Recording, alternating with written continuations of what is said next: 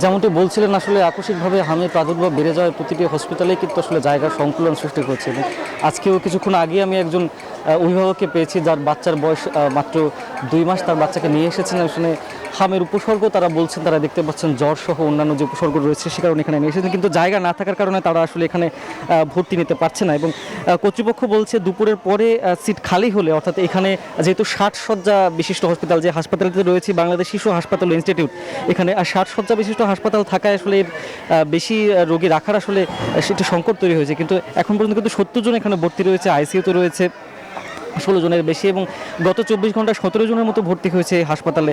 এছাড়াও মোটমাট 70 জন ভর্তি রয়েছে। এবং আমরা ওয়ার্ডগুলোতে ঘুরে দেখেছি অভিভাবকরা কিন্তু বেশ শঙ্কায় রয়েছেন বাচ্চাদের নিয়ে। সবারই গায়ে র্যাশ, লালচে দাগ, জ্বর, নিউমোনিয়া, ডায়রিয়া এসব লক্ষণ নিয়ে কিন্তু সবাই আসলে এখানে ভর্তি হয়েছেন, কেউ 4 দিন 5 দিন ধরে। এবং সবাই কিন্তু আসলে খুব কম বয়সী শিশুরাই কিন্তু এখানে ভর্তি হচ্ছে এবং নিয়মিত কিন্তু আসছেন বাচ্চারা। এবং মহাখালীর আরও 2টি হাসপাতাল রয়েছে, ডিএনসিসি কোভিড হাসপাতাল এবং আরেকটি হচ্ছে মহাখালী সংক্রমণ ব্যাধি হাসপাতাল। সেসব জায়গাতেও কিন্তু আসলে জায়গা সংকট রয়েছে এবং সব জায়গাতে কিন্তু এক অবস্থা। এবং গত 24 ঘন্টায় 7 এপ্রিল সকাল 8টা পর্যন্ত যে মৃত্যুর সংখ্যা সেটি কিন্তু আরও 10 জনে বেড়েছে এবং এখন পর্যন্ত 224 জন গত 24 ঘন্টায় হামে আক্রান্ত হয়েছে এবং মৃত্যুর সংখ্যাও কিন্তু হাম যে সন্দেহ সেটি কিন্তু 128-এ ঠেকেছে 15 মার্চ থেকে আজ পর্যন্ত। এই সংখ্যা কিন্তু ধীরে ধীরে বাড়ছে। একদিকে রোগীদের যে ছাড়পত্র পাওয়ার সংখ্যা সেটিও আসলে আশঙ্কাজনকভাবে আগের থেকে ভালো, সেগুলো কিন্তু বলছেন চিকিৎসকরা।